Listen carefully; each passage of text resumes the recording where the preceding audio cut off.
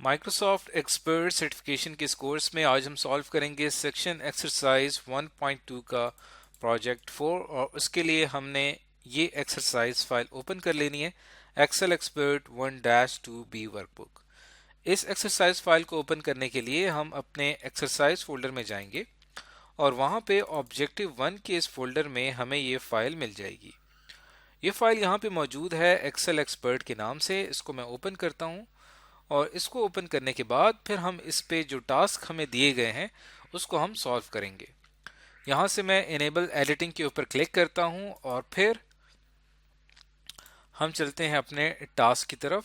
जो हमें टास्क दिया गया है जो कि हमने इसके ऊपर करना है, तो टास्क 1 क्या है कि आपने ऑटो रिकवर इंटरवल को 1 मिनट के ऊपर सेट कर देना है। अब ऑटो रिकवर इंटरवल होता क्या है, जैसे कि हम जानते हैं कि हम एक टाइम लिमिट सेट करते हैं, कितना टाइम गुजरने के बाद हमारी फाइल ऑटोमेटिकली सेव हो जाती है। अगर हम उसे ना भी सेव करें तब भी उसका एक ऑटो सेव वर्जन मौजूद होता है जिसको हम रिस्टोर कर सकते हैं। तो auto recovered time interval set करने के लिए मैं यहाँ फाइल पे क्लिक करूंगा और यहाँ से आप जाएंगे मोर पे और फिर ऑप्शंस के ऊपर क्लिक करेंगे। ऑप्शंस पे क्लिक करने के बाद यहाँ पे आपको एक ऑप्शन नजर आएगा सेव का। जैसे ही यहाँ पे मैं सेव के ऊपर क्लिक करता हूँ तो देखिए यहाँ पे auto recover information every 20 minutes, यानी ऑटो रिकवर इंटरवल मेरा 20 मिनट्स का सेट हुआ है। लेकिन हमें कहा गया है कि आपने इसको 1 मिनट पे सेट करना है। ओके के ऊपर मैं क्लिक करूंगा तो ये हमारा टास्क 1 कंप्लीट हो गया। अब चलते हैं टास्क 2 की तरफ। अब आपने ये करना है कि आपने जो रेंज दी गई है B2 से लेकर B6 तक, इसमें किसी भी एक सेल को एडिट करना है। तो आइए चलते हैं। यहाँ पे हमारे पास ये है B2 और ये है B6। तो ये इस पूरी रेंज के अंदर हम कहीं पे भी कोई एक सेल एडिट करते हैं। फॉर एग्जांपल यहाँ पे टर्म ईयर्स 2 ईयर्स लिखी हुई है, इसको मैं यहाँ पे एडिट करके इसको 5 ईयर्स कर देता हूँ और यहाँ से हम इसका कलर भी चेंज कर देते हैं, रेड कलर कर देता हूँ। तो मैंने एक सेल के अंदर एडिटिंग की है। ये था हमारा टास्क नंबर 2। टास्क नंबर 2 की तरफ के बाद चलते हैं टास्क 3 की तरफ, जिसमें हमने करना क्या है, don't save your changes to the workbook. अब आपने जो भी चेंज लेके आए हैं इस वर्कबुक में, इसमें कहीं पे आपने कुछ भी सेव नहीं करना। आगे लिखा गया है wait for at least 1 minute to give Excel time to auto save a version of the unsaved workbook. अब आपने 1 मिनट का टाइम देना है एक्सेल को कि एक्सेल इस पूरे अरसे में हमारा एक ऑटो सेव वर्जन तैयार कर लेगा हमारी अनसेव्ड वर्कबुक का। तो यहाँ पे हम वेट कर लेते हैं, जैसे कि हमने यहाँ पे चेंज किया था 2 ईयर से 5 ईयर्स हमने इसको किया है। अब हम इसको थोड़ा सा वेट कर लेते हैं 1 मिनट तक, ताकि एक्सेल जो है इसका एक ऑटो सेव वर्जन तैयार कर ले। अब चूंकि हमारी एडिटिंग किए हुए 1 मिनट का टाइम गुजर गया है, अब अगर मैं यहाँ पे इसको क्लोज करता हूँ और क्लोज करने के बाद यहाँ पे आपके पास ऑप्शन नजर आता है डोंट सेव का। भी आपने इसको सेव नहीं करना, इसको मैं सेव नहीं करूँगा और अब ये फाइल हमारी क्लोज हो चुकी है। अब हमने ये करना है कि इस फाइल को दोबारा रीओपन करके चेक करना है कि क्या हमने जो चेंजिंग्स की थी क्या वो बरकरार रही हैं या कोई ऑटो सेव वर्जन तैयार हुआ है या नहीं हुआ। यही टास्क हमारा जो अगला टास्क है वो यही है कि हमने वर्कबुक वर्जन डिस्प्ले करवाने हैं और फिर वर्कबुक का वो वर्जन रीस्टोर करना है जब हमने एडिटिंग की थी, when you made your edit. तो इस चीज़ को करने के लिए मैं क्या करता हूँ कि उस फाइल को जिसको अभी हमने सेव किए बगैर क्लोज कर दिया था उसको मैं दोबारा ओपन करता हूँ। तो ये इस फाइल को मैंने फिर से ओपन किया है बंद करने के बाद। अब आप देखें कि ये जो हमने एडिटिंग की थी ये वापस उसी हालत में फाइल वापस आ गई है, और क्योंकि हमने अपनी फाइल को सेव नहीं किया था। लेकिन अगर मैं इसका अनसेव्ड वर्जन रीस्टोर करना चाहूँ, जो कि हमने इससे पहले इसके अंदर एडिटिंग की थी, इसको मैं रीस्टोर करना चाहता हूँ, तो फाइल पे क्लिक करूँगा और यहाँ से आपने जाना है इन्फो पे और मैनेज वर्कबुक में आपको यहाँ पे एक अनसेव्ड वर्जन नज़र आ रहा है।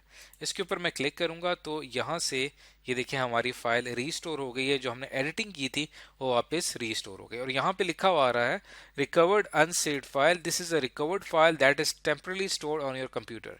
ये एक टेम्पररी फाइल थी, रिकवर्ड फाइल थी जो कि आर्जी तौर पे आपके कंप्यूटर में स्टोर हो गई थी। यहाँ से रिस्टोर पे क्लिक करूँगा, ओके पे क्लिक करूँगा तो देखें जो हमने एडिटिंग की थी वो वापस फिर से वापस आ गई, क्योंकि 1 मिनट के बाद एक ऑटो सेव वर्जन हमारे इस कंप्यूटर में सेव हो गया था।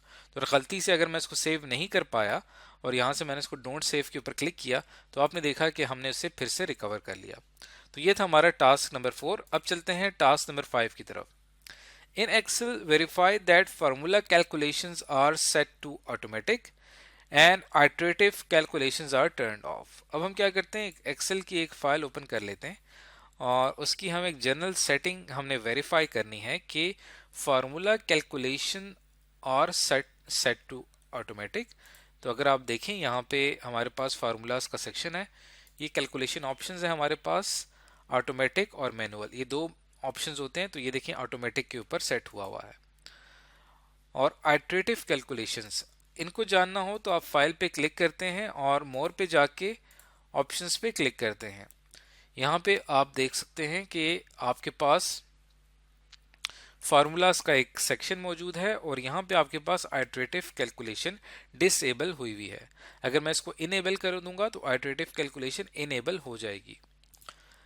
तो लेकिन हमें कहा गया है कि आपने मेक श्योर करना है कि आइटरेटिव कैलकुलेशन डिसेबल यानी कि टर्न ऑफ हुई है और फार्मूला कैलकुलेशन ऑप्शन ऑटोमेटिक हुआ है। तो दोनों चीज़ें यहाँ पे बिल्कुल ऐसे ही मौजूद हैं। इसको मैं यहाँ पे क्लोज कर देता हूँ। तो ये हमारा प्रोजेक्ट 5 के अंदर सिर्फ हमने सेटिंग सेट करनी थी। अब चलते हैं प्रोजेक्ट 6 की तरफ, जिसमें हमने एक्सेल एक्सपर्ट 1-2D वर्कबुक को ओपन कर लेना है। और आइए चलते हैं इस वर्कबुक को ओपन करते हैं। तो यहाँ पे मैं एक्सरसाइज फाइल ऑब्जेक्टिव 1 और यहाँ से मैं ये एक्सरसाइज फाइल मैंने ओपन करनी है। तो एक चीज़ मैं आपको यहाँ पे एक टेक्निकल चीज़ बताता चलूँ कि आप जब इन एक्सरसाइज फाइल्स पे काम कर रहे होंगे तो इन एक्सरसाइज फाइल्स को चूंकि हमने वेबसाइट से डाउनलोड किया है तो इसको रीड ओनली पे सेट किया हुआ है, यानी आप इसको उस तरह से इसके ऊपर काम नहीं कर पाते जिस तरह आप एक अपनी एक्सरसाइज फाइल पे काम कर पाते हैं। तो बेहतर यह है कि आप कोई भी एक्सरसाइज फाइल्स पे आप काम कर रहे हैं उसको आप कॉपी करके डेस्कटॉप पे सेव कर लें। अब आप उसके ऊपर यहाँ पे काम करते रहें। जैसे कि हमने यहाँ पे एक फाइल पहले से की भी थी तो हम इसको कर देते हैं यहाँ पे। तो ये थी हमारे पास एक्सेल एक्सपर्ट 1-2D वर्कबुक। इसको मैं ओपन करता हूँ और इसको ओपन करने के बाद अब ये मेरे सामने यहाँ पे ओपन हो चुकी है। अब हमने क्या करना है इसके अंदर,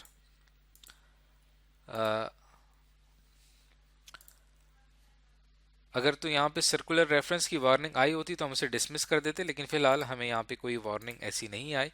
टास्क 1 ये है कि आपने change the formula calculation method to manual and turn on iterative calculation. तो हमारे पास यहाँ पे जो फार्मूला कैलकुलेशन ऑप्शन है हम यहाँ से भी सेट कर सकते हैं। ये देखिए यहाँ पे हमने इसको मैनुअल के ऊपर सेट किया हुआ है और आइटरेटिव कैलकुलेशंस को हमने ऑन करना है। तो आइटरेटिव कैलकुलेशंस ऑन करने के लिए हम उसी तरह से यहाँ पे जाएंगे ऑप्शंस पे और फिर फार्मूलाज पे क्लिक करूँगा, इनेबल आइटरेटिव कैलकुलेशन के ऊपर क्लिक करूँगा और उस ओके के ऊपर मैं क्लिक कर दूंगा। ये हमारा टास्क 1 कंप्लीट हो गया।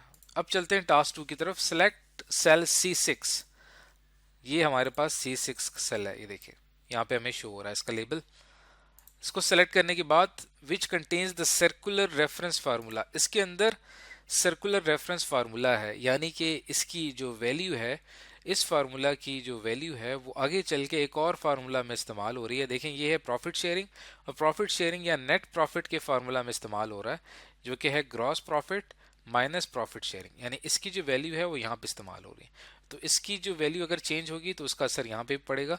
इसे सर्कुलर रेफरेंस कहा जाता है।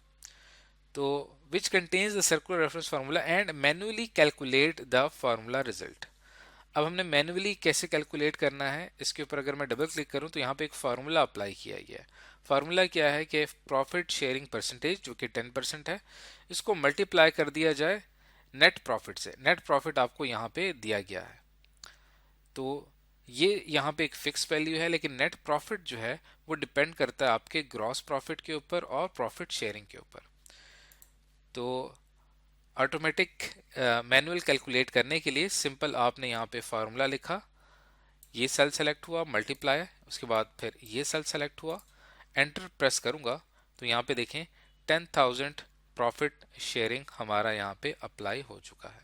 अब चूंकि हमने मैनुअल ये काम किया है तो प्रॉफिट शेयरिंग की वैल्यू इससे पहले आपके लिए ज़ीरो आ रही थी, लेकिन अब हमने मैनुअल किया है तो प्रॉफिट शेयरिंग की वैल्यू अब 10,000 आ रही है। उसका असर नेट प्रॉफिट के ऊपर भी पड़ेगा, क्योंकि नेट प्रॉफिट जो है वो आपका ग्रॉस प्रॉफिट और प्रॉफिट शेयरिंग को माइनस करके आ रहा है। तो नेट प्रॉफिट का इसके ऊपर असर पड़ना चाहिए, लेकिन आपने देखा कि इसके ऊपर असर नहीं पड़ रहा फार्मूले का, क्योंकि हमने यहाँ पे कैलकुलेशन ऑप्शन को मैनुअल किया हुआ है। अगर हम इसको ऑटोमेटिक पे सेट करेंगे तब ये नेट प्रॉफिट ऑटोमेटिकली यहाँ पे रिकैलकुलेट हो जाएगा। तो ये था हमारा टास्क नंबर 2। तो ये दो टास्क हमने करने थे। अब आप देखें, अगर मैं इसको यहाँ से कैलकुलेशन ऑप्शन को ऑटोमेटिक के ऊपर सेट करता हूँ तो प्रॉफिट शेयरिंग की जो वैल्यू है वो ऑटोमेटिकली यहाँ पे इस्तेमाल होगी, और वो हमारे मेन ग्रॉस प्रॉफिट में से जो 10,000 की वैल्यू थी, अगर मैं उसको माइनस करता हूँ तो मेरे पास ये वैल्यू आती है। और फिर यही प्रॉफिट शेयरिंग की वैल्यू जो है वो ग्रॉस प्रॉफिट में से माइनस होकर हमारे पास ये रिजल्ट आ जाता है। और फिर प्रॉफिट शेयरिंग की जो परसेंटेज है जो कि 10% है, उसको फिर से अगर हम नेट प्रॉफिट से मैन्युअली मल्टीप्लाई करें तो फिर एक न्यू वैल्यू आ जाएगी। तो इस तरह से ये आइट्रेशंस चलती रहेंगी। तो ये हमारा टास्क जो यहाँ पे आके कंप्लीट हो चुका है। उसके बाद अगर आप अपने टास्क किए गए टास्क को कंपेयर चेक करना चाहें तो उसके लिए आप जा सकते हैं यहाँ पे एक्सेल वर्कबुक की 1-2D वर्कबुक में, और रिजल्ट्स की में जाके आप देख सकते हैं कि जो आपने काम किया है और जो यहाँ पे रिजल्ट आ रहे हैं वो दोनों सेम है। अब आप देखें यहाँ पे भी प्रॉफिट शेयरिंग की वैल्यू और नेट प्रॉफिट की वैल्यू वही आ रही है जो कि आपने यहाँ पे कैलकुलेट की है। तो ये हमारा प्रोजेक्ट 6 कंप्लीट हो गया है। तो आज की इस वीडियो के अंदर हमने 3 प्रोजेक्ट्स किए हैं, प्रोजेक्ट 4, 5 एंड 6। तो ये थी हमारी सेक्शन एक्सरसाइज 1.2 जो कि अब कंप्लीट हो चुकी है। इसके बाद हम नेक्स्ट चैप्टर नंबर 2 पे जाएंगे और फिर उसकी एक्सरसाइजेस करेंगे।